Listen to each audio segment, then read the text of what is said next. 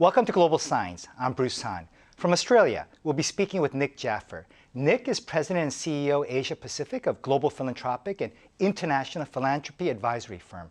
Global Philanthropy helps fundraisers, philanthropists, and organizations realize their potential and go on to power the changes the world needs. As a recognized, award-winning authority on philanthropy, Nick has advised philanthropists and organizations across the world. Nick, thank you for joining us today. Thanks, Bruce. It's lovely to be here. Thank you very much. Most people don't realize that philanthropies need consulting. What specific areas do you advise on? So, Bruce, when we look at philanthropies or philanthropic organizations, I think one of the things that we have to realize is that many of those organizations are resource constrained. And so they're often looking to become much more effective, much more efficient in terms of how they garner support and engage support.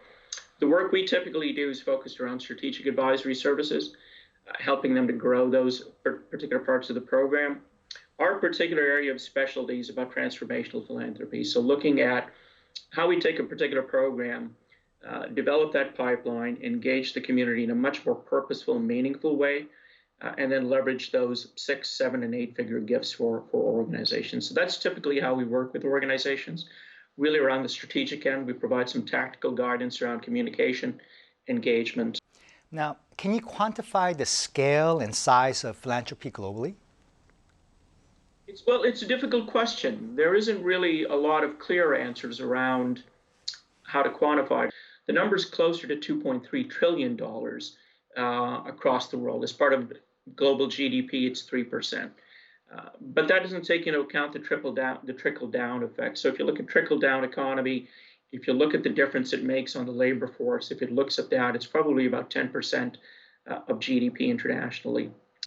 Nick, are there differences in the way philanthropy is applied between Asian and Western societies?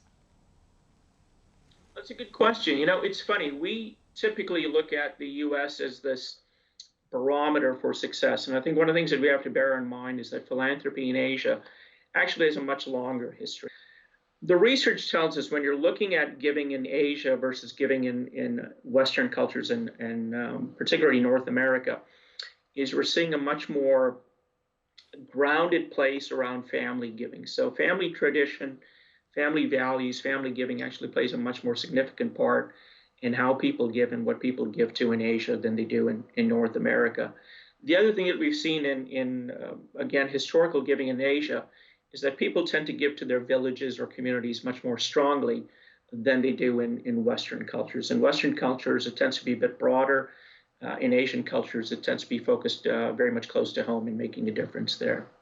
Now, Nick, what companies and individuals are Global Philanthropic's main customers? All right, Bruce, yeah, actually, you know, we work with different kinds of clients. So we work with individuals and we work with corporate organizations and we work with organizations looking to raise money.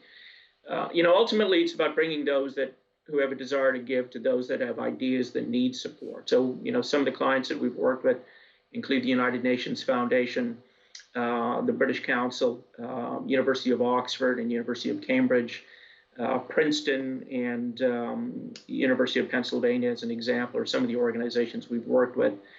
The individuals that are looking to give are ones we obviously can't share their names, but those again are individuals that are either high net worths or ultra high net worths.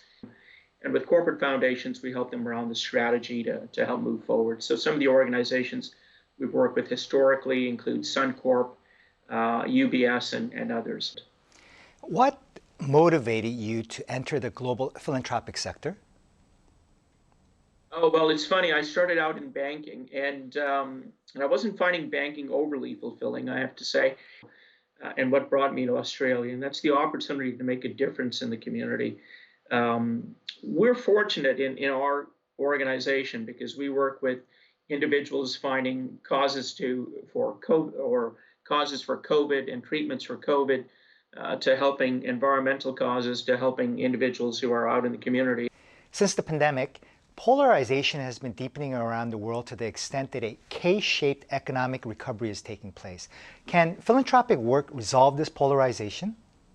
So yeah, absolutely, Bruce. I think, you know, when you're looking at philanthropy, I think it can be part of the solution. I don't think it's going to be the only solution to the problem. it's certainly not big enough. And I think if you look at government, the kind of scale that government can have in terms of change, I think is probably the most consequential and the most monumental impact. Philanthropy certainly works best when it works as a tripartite model of funding. So partnering with government and the private sector to be able to enact change. And I think that that's probably the best way that philanthropy is going to make a contribution. Recently, Bill Gates said he would donate to the Biden government's Green Technology Development Program. As times change, the target of donations also changes. Are there any new areas which are receiving donations recently? Traditionally and historically, religion has always been a big receiver of donations, and it continues to be the number one cause in the world. I think if you sort of look at what's happening right now with the SDGs, and you look at COVID-19 coming out of it, we're seeing a lot more money go towards environmental causes. We're seeing certainly a lot more money go towards tackling some of those key issues in the SDG goals. Nick, can investors find investment ideas from viewing the trends in philanthropy? I think they can, Bruce. I think philanthropy is interesting because philanthropy, in a way, is both a reflector of society and a reinforcer of society's values. So we're seeing some interesting trends right now. I mean, number one, we're seeing a growth in terms of women's role in philanthropy. We're seeing a growth in terms of their wealth. Certainly the projection right now is women have something like 19.8% in terms of billion dollar wealth in the world. And I think by 2025, it's predicted to be as much as 70%.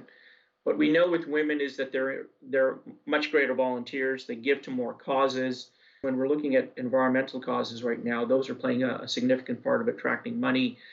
Certainly with COP26 and the SDGs playing a part, we're seeing more money being raised for environmental causes. We're seeing more money being raised for sustainability. And I think if I was an investor, I'd be looking at those particular causes to be able to invest in. Technology, I think, certainly is going to be a big part. Now, Nick, finally, are there interesting sectors connected to philanthropy that you would like to recommend to our viewers? Yeah, I think, again, environment, I think is certainly a big one. I think if I was looking at that kind of pattern in terms of what sectors people ought to invest in, I think environment is certainly the most prominent one. I think with the changing demographics we're facing right now, we're seeing an aging baby boomer market. Health and medical is certainly a growing sector. Nick Jaffer, CEO of Global Philanthropic Asia Pacific, thank you so much for being with us today and sharing with our viewers the importance of giving, the importance of philanthropy, especially in these trying times. My pleasure, Bruce. Thanks for having me. Thank you. That does it for our show this week. Thank you so much for being with us. As COVID-19 numbers are continuing to rise, please be ever vigilant, safe, and healthy.